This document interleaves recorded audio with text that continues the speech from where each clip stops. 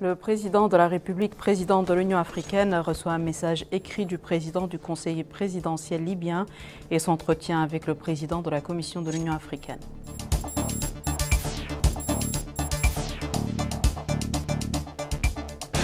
Le président de la République reçoit au palais présidentiel le bureau de l'Assemblée nationale dirigé par le président de l'Assemblée.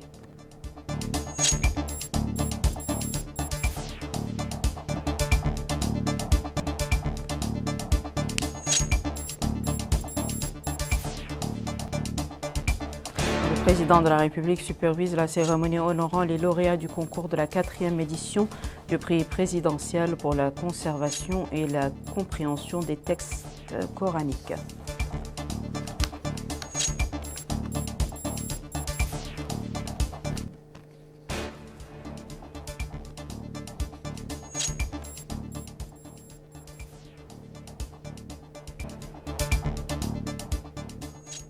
Bonsoir mesdames, mesdemoiselles et messieurs, et merci de vous joindre à nous. Le président de la République, son Excellence, le président de la République en exercice de l'Union africaine, M. Mohamed Cheikh Al-Ghazouani, a reçu aujourd'hui M. Imad El-Falah, envoyé spécial de son Excellence le président du Conseil présidentiel de l'État libyen, M. Mohamed Younes El-Menfi. La rencontre a porté sur les domaines de la coopération bilatérale entre la Mauritanie et l'État frère de la Libye, ainsi que sur des questions d'intérêt commun. Peu après la rencontre, le responsable libyen a déclaré qu'il était venu porteur d'un message du président du Conseil présidentiel libyen, Mohamed Younes El-Menfi, à son frère et ami, le président de la République, M. Mohamed Cheikh Al-Ghazouani. Il a souligné la profondeur des relations historiques entre la Mauritanie et la Libye et la concertation continue et étroite dans tous les domaines d'intérêt pour les deux pays frères, y compris la redynamisation du rôle de l'Union du Maghreb arabe. L'émissaire libyen a confirmé avoir reçu des réponses positives de son Excellence le Président de la République. L'audience s'est déroulée en présence du ministre en charge du cabinet du Président de la République, M. Mokhtar Ould-Diaye, du chargé de mission à la présidence de la République, M. Ahmed Bahini, et du chargé d'affaires à l'ambassade de Libye à Nouakchott, M. Youssef Ahmed El-Ghanem.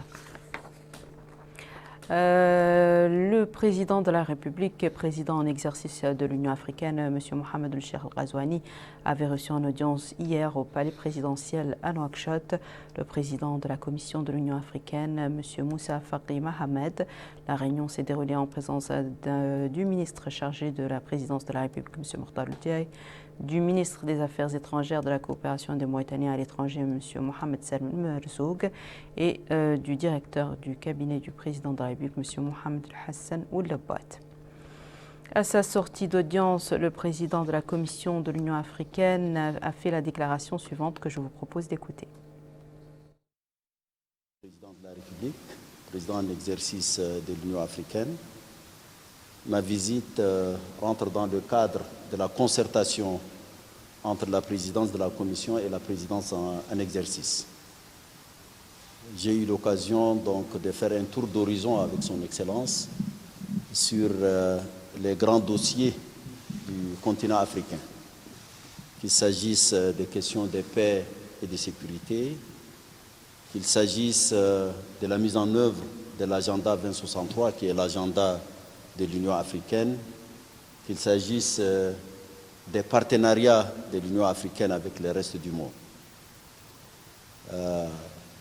Cet échange est très riche.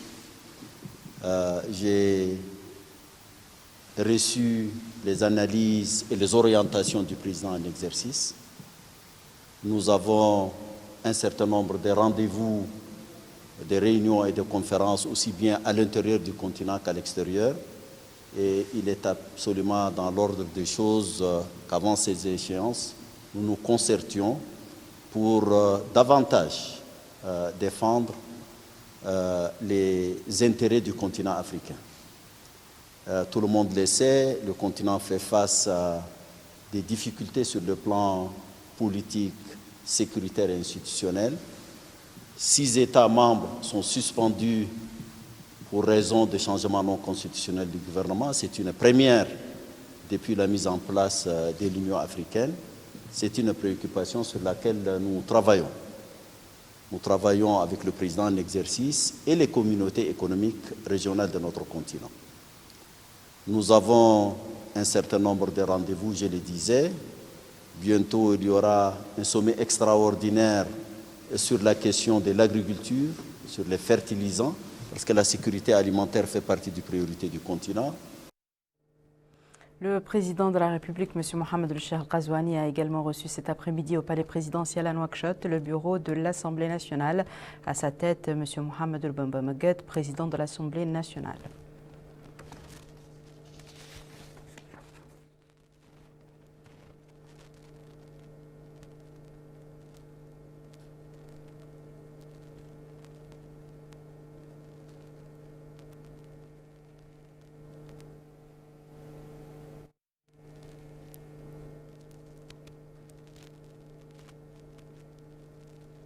Je vous le disais en titre, la 4e édition du prix du président de la République pour la connaissance et la compréhension des principaux ouvrages au programme dans les Mahadra a eu lieu aujourd'hui au Centre international de conférences.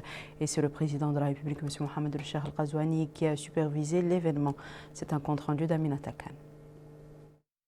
Le Centre international de conférences de Nouakchott a abrité la cérémonie au profit des lauréats du concours de la 4e édition du prix du président de la République pour la connaissance et la compréhension des principaux ouvrages au programme dans les Mahadra.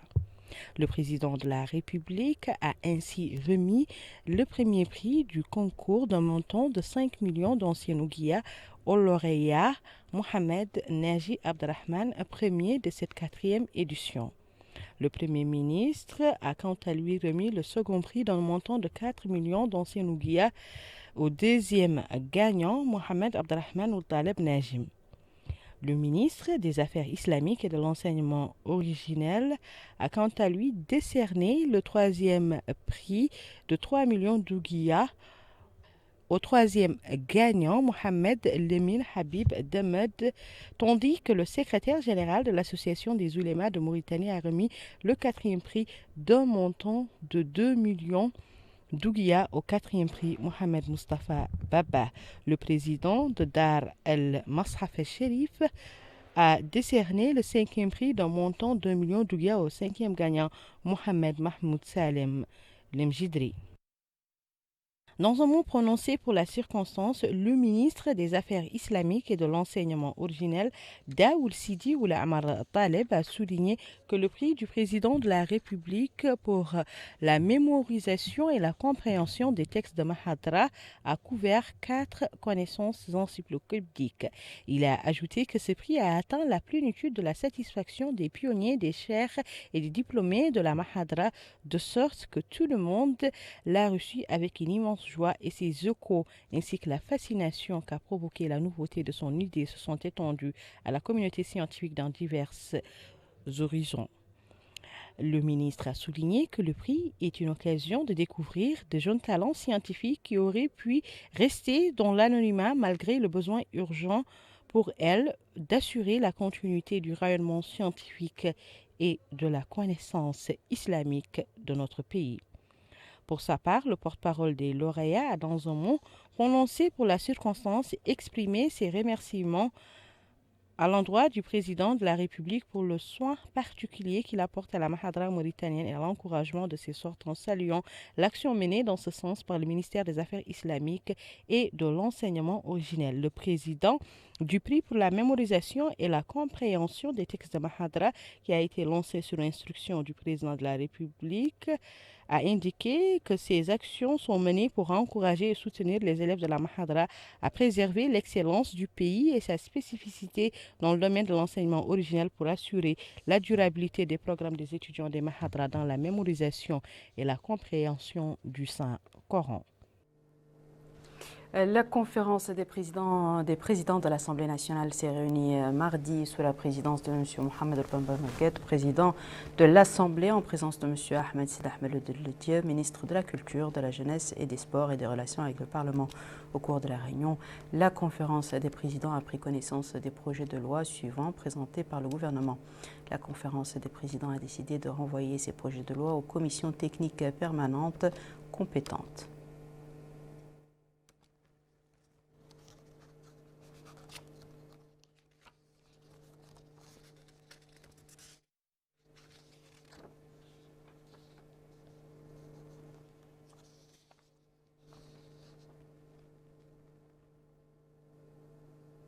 Le comité ministériel chargé d'examiner les problèmes posés par les citoyens de Nouadhibou a effectué plusieurs visites de terrain aujourd'hui. Ce comité interministériel est présidé par le ministre secrétaire général de la présidence de la République, M. Moulay Mohamed Laghdaf, en plus des membres de certains départements ministériels. C'est un compte-rendu de Mohamed Khattab. Le comité ministériel, présidé par le ministre secrétaire général de la présidence de la République, M. Moulay Mohamed Laghdaf, poursuit à Nouadhibou sa mission d'examen des problèmes qu'affrontent les secteurs du transport, de l'hydraulique, de l'énergie et de la pêche dans la wilaya de Dakhlet Nouadhibou. Au deuxième jour de la tournée, le comité ministériel a débuté par l'inspection des chantiers de réhabilitation de la piste de l'aéroport international de Nouadhibou et de ses annexes, travaux qui sont confiés à la société ATTM, cette réhabilitation de la piste devant permettre l'accueil de différents types d'avions. L'autre étape pour le comité ministériel, qui était accompagné du wali de Dakhlet Nouadhibou, M. Mahioul Hamed, a été le réseau routier urbain à Nouadhibou, dont la réhabilitation et l'extension, lancée par la zone franche, relieront les quartiers urbains du centre-ville et de la zone industrielle et touristique et offrira une entrée plus attrayante à la ville. Un projet qui permettra de réaliser près de 36 km de routes bitumées, désenclavant plusieurs services vitaux de ce pôle économique. La délégation a également visité l'expansion en cours du réseau électrique de la ville qui bénéficiera d'une extension de plus de 20 km devant profiter aux nouveaux quartiers et les dotés d'éclairage public, le tout exécuté par la Somelec. Le comité ministériel s'en est allé ensuite visiter le réservoir d'eau en cours de construction d'une capacité de 5000 m3 par jour, alimenté à partir de boulets noirs. Ici, la délégation ministérielle a pris connaissance des travaux et a écouté des explications qui ont porté sur les méthodes de travail, les zones de distribution d'eau dans les quartiers de la ville, ainsi que les difficultés et contraintes rencontrées. Elle a par la suite visité la station de pompage de l'eau potable en plein cœur de la ville avant de se rendre à l'expansion du port artisanal sur laquelle les pêcheurs artisanaux fondent beaucoup d'espoir pour un avenir meilleur et plus radieux. Le commissaire aux droits de l'homme, à l'action humanitaire et aux relations avec la société civile a lancé un atelier de préparation du plan d'action 2024-2026 pour renforcer l'implication des organisations de la société civile dans la préparation, la mise en œuvre et le suivi de la trajectoire budgétaire. Le plan vise à renforcer le rôle de la société civile en tant qu'acteur clé dans la conception, le suivi et l'évaluation des politiques de développement économique et social du pays. Retour à Mohamed Khattab. Il s'agit d'un atelier de réflexion et de proposition visant à renforcer l'implication des organisations de la société civile dans la préparation, la mise en œuvre et le suivi du processus budgétaire.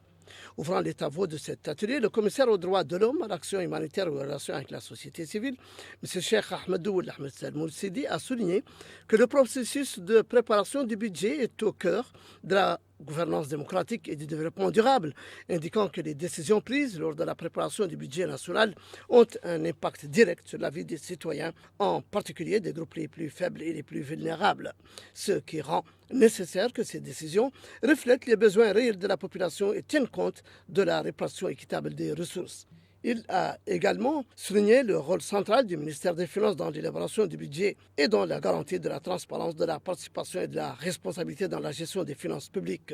De même qu'il a déclaré que l'importance de la participation de la société civile réside dans le fait qu'elle soit la voix de la société et le porte-parole des aspirations et des préoccupations de la population, notant que l'expertise, l'expérience et la proximité des organismes de la société civile avec les communautés leur confèrent la légitimité d'influencer les politiques publiques et les allocations budgétaires. D'où, dit-il, le partenariat du commissariat aux droits de l'homme, à l'action humanitaire et aux relations avec la société civile avec le projet PAG-FAM financé par l'Union européenne, permettant l'organisation de cet atelier animé par des experts français et qui s'inscrit dans le cadre de la stratégie nationale de promotion de la société civile adoptée en décembre dernier par le gouvernement. Lui succédant l'ambassadeur chef de la délégation de l'Union européenne en Mauritanie, son Excellence M. William Jones, a souligné. Nous sommes très heureux d'être là pour, dans le cadre de ce dialogue constant avec vous, la société civile, les institutions publiques nationales et les partenaires techniques et financiers. Ça, c'est quelque chose de très, très important. C'est donc un atelier de réflexion qui cherche à sortir avec des propositions claires, nettes et précises, à même de renforcer l'implication des organisations de la société civile dans la préparation du processus budgétaire. Le secrétaire du ministère du Commerce, de l'Industrie, de l'Artisanat et du Tourisme a supervisé les activités de signature d'un protocole d'accord entre notre pays et la Société nord-africaine de services hôteliers. Cet accord vise à renforcer la coopération dans le domaine de la formation professionnelle et de l'hôtellerie. C'est un compte-rendu de Bouakar Baïlaba. Le protocole permettra à l'école de tourisme et d'hôtellerie de Mauritanie de bénéficier des modules de formation, du suivi, d'échange de bonnes pratiques et de soutien de l'expertise de la Société de services hôteliers en Afrique du Nord. Une cérémonie supervisée par le secrétaire général du ministère du Commerce, de l'Industrie, de l'Artisanat et du Tourisme, Gueye Amadou El Haj. Et à cette occasion, le directeur de l'école de tourisme et d'hôtellerie de Mauritanie, Mohamed Zain El Abidine, a salué la signature du protocole, rappelant que l'établissement bénéficiera de soutien dans le domaine de la formation et d'expertise de cette société connue pour cette compétence. Il a indiqué que la signature de ce protocole s'inscrit dans le cadre des efforts pour promouvoir l'intégration des jeunes dans ce domaine. Ainsi, l'industrie du tourisme et de l'hôtellerie constitue l'un des affluents de l'économie et l'un de ses principaux piliers. C'est un grand jour pour CIS et sa filiale CNA. Grand jour car le protocole qui a été signé aujourd'hui traduit avant toute chose notre engagement depuis 12 ans dans votre merveilleux pays. Cela fait 12 ans que nous ouvrons avec plus de 700 collaboratrices et collaborateurs en Mauritanie pour le compte du groupe Tasiast, le client Tasiast, sur cette mine qui est merveilleuse. 12 ans où nous formons, nous accompagnons, nous développons. À telle enseigne que nous sommes fiers aujourd'hui de vous dire que le taux d'intégration de nos activités est supérieur à 97%. Oui, c'est plus de 97% d'emplois nationaux qui sont aujourd'hui intégrés dans le cadre de nos activités. Je tiens à avouer que la visite hier, monsieur le directeur général, m'a énormément touché en premier regard de par la haute vision du chef de l'État. Et aujourd'hui, c'est chose faite. Cet établissement, qui est un magnifique établissement, œuvre pour la jeunesse mauritanienne. Et c'est dans ce cadre que ce protocole nous invite à contribuer à notre humble niveau, que ce soit à travers des formations, des stages, de l'accompagnement, des échanges internationaux, à poursuivre cette vision. Vous pouvez compter sur notre engagement, l'engagement de CNA, l'engagement de CIS pour la réalisation de ces objectifs. À rappeler que la création de l'école de tourisme et d'hôtellerie de Mauritanie est une institution d'un grand intérêt pour la mise à niveau du secteur du tourisme et de l'hôtellerie. Un savoir-faire puisant ses sources dans le patrimoine culturel national afin de donner au tourisme mauritanien sa couleur originale et distinctive. Les travaux de l'atelier d'approbation du rapport national de suivi du 4e objectif de développement durable spécifié dans la stratégie de croissance accélérée et de prospérité partagée ont débuté ce matin dans la capitale. Des recommandations émises par l'atelier contribueront à activer l'agenda 2030 qui fixe des objectifs de développement durable. La Mauritanie est signataire du programme de développement durable à l'horizon 2030 des Nations Unies, instituant les objectifs de développement durable. L'ODD 4 est exclusivement consacré à l'éducation de qualité. Justement, la tenue de l'atelier d'approbation du rapport national de suivi du 4e objectif de développement durable et de la stratégie continentale pour l'éducation en Afrique s'inscrit dans ce cadre. Et à cette occasion, la directrice du perfectionnement au ministère de l'Éducation nationale et de la réforme du système éducatif, secrétaire générale par intérim, Mme Zainabou Mintelcheikh, a souligné l'importance de cet atelier qui contribuera au renforcement de la réforme du système éducatif et atteindre les objectifs éducatifs escomptés. Elle a indiqué que la validation du rapport contribuera à atteindre le 4e objectif de développement durable. En d'autres termes, cela renforcera les efforts de notre pays à améliorer la qualité du système éducatif grâce à des réformes institutionnelles. Et c'est l'UNESCO qui est chargé de coordonner la mise en œuvre et le suivi de la stratégie continentale d'éducation pour l'Afrique. Comme vous le savez, une des principales mesures qui ont été prises lors du sommet sur la transformation de l'éducation a consisté à introduire 3 indicateurs supplémentaires. La mise en place de stratégies environnementales dans l'éducation, c'est important, c'est nouveau, c'est quelque chose dont on ne parlait pas il y a quelques années. Le passage au numérique, je vais y revenir dans quelques instants, le passage au numérique qui est crucial pour tous les systèmes éducatifs à travers le monde, et puis la participation des jeunes et des étudiants à l'élaboration des politiques, c'est-à-dire l'implication des plus jeunes dans l'élaboration des politiques, qui est aussi nouveau. Le DD4 se décline comme suit. Assurer l'accès de tous à une éducation de qualité sur un pied d'égalité et promouvoir les possibilités d'apprentissage tout au long de la vie. Je ne doute pas de votre engagement à dégager les données probantes qui permettent non seulement d'évaluer les performances réalisées par rapport à l'atteinte des indicateurs, mais aussi de déterminer les orientations, les priorités et les moyens pour adresser les obstacles constatés. Nous sommes actuellement au début de la mise en œuvre de la nouvelle stratégie sectorielle, le Programme national de développement du secteur de l'éducation, donc le PNDSE 3, qui vise à exploiter le plein potentiel des enfants et des adolescents en Mauritanie. Pour atteindre ces objectifs ambitieux, il est essentiel de coordonner nos efforts pour assurer que tout le processus puisse être appuyé par des données probantes, pour ainsi évaluer les progrès en temps réel, et ceci nécessite bien sûr la contribution de tous dans le renforcement des systèmes d'information. Je tiens également à souligner que cet objectif ne peut être atteint sans l'entente et la participation active de toutes les parties impliquées. La collaboration avec les organisations de l'UNESCO et de l'UNICEF a été déterminante pour l'élaboration de ce rapport de suivi, et il est crucial de continuer à renforcer ces partenariats pour garantir que nous restons sur la voie du progrès et de la réussite. En tant que chef de file des partenaires techniques et financiers de l'éducation, je réaffirme notre soutien total aux efforts du gouvernement pour promouvoir une éducation de qualité qui soit inclusive et équitable pour tous. Pour rappel, l'agenda 2030 est un engagement universel. Il a été adopté en 2015 pour assurer une éducation équitable, inclusive et de qualité. Le ministère de l'Élevage a organisé un atelier pour présenter les résultats d'une étude de faisabilité sur les modèles des plus importants projets générateurs de revenus pour les femmes et les jeunes dans les secteurs de l'élevage. Ce projet est financé par le projet régional d'appui au système pastoral au Sahel. C'est un compte-rendu d'Aminata Kal. Présenter les résultats d'une étude de faisabilité sur les modèles les plus importants des projets générateurs de revenus pour les femmes et les jeunes dans les secteurs de l'élevage, c'est la quintessence de cet atelier organisé par le ministère de l'Élevage.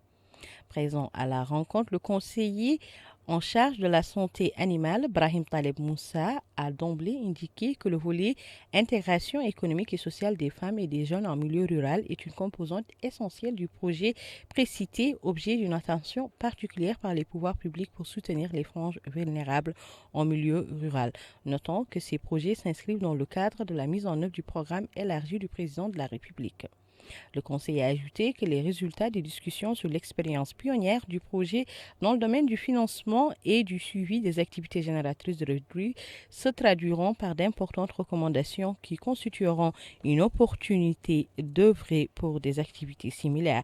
Le coordinateur du projet régional d'appui au système pastoral au Sahel a passé en revue les informations sur les projets générateurs de revenus. Les activités de notre composante 4 du PRAPS intitulé Inclusion sociale et économique sont des activités assez stratégiques.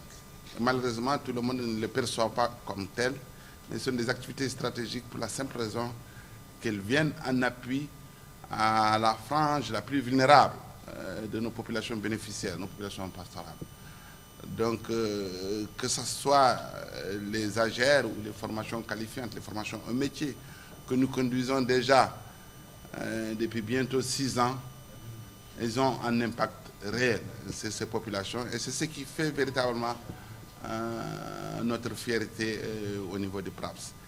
Et à ce niveau, j'en profite pour remercier sincèrement toutes les parties prenantes d'accompagnement. Il est à noter que cet atelier va durer 2 jours. L'autorité sahélienne de défense des droits de l'homme et d'appui à l'éducation et à la paix sociale, en coopération avec la délégation générale à la solidarité nationale et à la lutte contre l'exclusion Ta'Azour, un projet de renforcement des enseignements au profit des classes terminales dans plusieurs écoles primaires de la wilaya de Nouakchott. Dans son discours à cette occasion, le président de l'autorité du littoral, M. Ibrahim Bilal Ramdan, a indiqué que ce projet cible 6 écoles au niveau de Nouakchott Sud, qui sont l'école Oul Razaq, l'école Oul Muttali, l'école Bakar Oul Soued Ahmed, l'école Mohamed Oul Amar et l'école Jiddou Oul Salik. Il a ajouté que toutes les écoles ciblées pour ce projet ont obtenu toutes les exigences pédagogiques, y compris le personnel éducatif, les outils et le matériel pédagogique, en plus de distribuer des cartables à tous les élèves. Pour sa part, le directeur du département d'éducation et de la formation de la délégation de Ta'Azour a déclaré que ce projet s'inscrit dans le cadre d'un programme de la délégation qui vise à soutenir et à renforcer le niveau des élèves de plusieurs écoles. À son tour, l'inspecteur régional, M. Mohamed Mahmoud El-Sidi, au nom de l'administration régionale et du ministère de l'Éducation, a remercié la délégation de Ta'Azour et l'autorité du littoral, appréciant ce projet qu'elle lance, soulignant son grand rôle dans le soutien à l'éducation. La ville de Sélibabi a abrité une cérémonie de réception de 2 véhicules supervisés par le délégué général à la solidarité civile et à la gestion des crises. Ce soutien s'inscrit dans le cadre d'un partenariat de développement avec le Conseil régional de la wilaya du Guidi-Maqa. Sous la supervision du délégué général de la sécurité civile et gestion des crises et en présence des autorités administratives et des élus locaux de la wilaya du Guidi-Maqa, en plus de l'ambassadeur du Japon dans notre pays, la direction régionale de la délégation a organisé cette cérémonie pour la réception des véhicules opérationnels. Ce don est le fruit de la coopération entre la délégation et l'ambassade du Japon en Mauritanie. Le délégué général de la sécurité civile et de la gestion des crises a dit sa joie de réceptionner ces véhicules qui sont le fruit de la coopération fructueuse entre les deux pays. Ce lot est composé, a dit le délégué, de 2 fourgons Pompton. L'ambassadeur du Japon est revenu sur l'importance de la coopération entre les deux pays. Je voudrais tout d'abord féliciter sincèrement aujourd'hui l'ensemble de la population de la commune pour l'inauguration du projet de fourniture de véhicules sans pieds pompiers d'occasion en faveur de la région de Guidi-Maqa. La montante du don de ce projet est 511 694 €, soit environ 4,5 millions de nouvelles bagages. Il s'agit d'un don de 2 véhicules de sapeurs-pompiers. Le président de la région du Guidi-Maqa a loué cette initiative. L'activité des éleveurs, combinée à celle des agriculteurs et des charbonniers, engendre des feux de brousse fréquents qui détruisent des milliers d'hectares de pâturage chaque année. Les feux échappent au contrôle de la population, soit quand celle-ci est en train de faire la cuisine en plein air, soit en défrichant des champs, soit en faisant du charbon de bois ou tout simplement en fumant dans les pâturages. Le maire de Sélibabi a de son côté salué cet acte. Cette région, théâtre de nombreuses tragédies incendiaires, a enduré les ravages dévastateurs infligés à notre environnement fragile et à notre économie locale. C'est une occasion pour célébrer la solidarité et l'amitié entre nos deux nations. Cette coopération exemplaire va au-delà des frontières géographiques pour garantir la protection de notre environnement et la sécurité de nos citoyens. À la fin de la cérémonie, l'événement a été immortalisé par la traditionnelle photo de famille. Voici à présent, mesdames et messieurs, le rappel des titres. Le président de la République, président de l'Union africaine, reçoit un message écrit du président du Conseil présidentiel libyen et s'entretient avec le président de la Commission de l'Union africaine.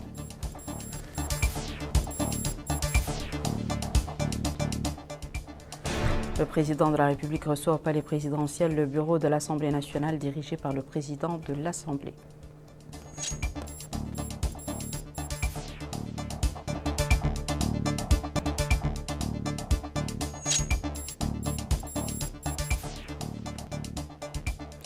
Le président de la République supervise la cérémonie honorant les lauréats du concours de la 4e édition du prix présidentiel pour la conservation et la compréhension des textes coraniques.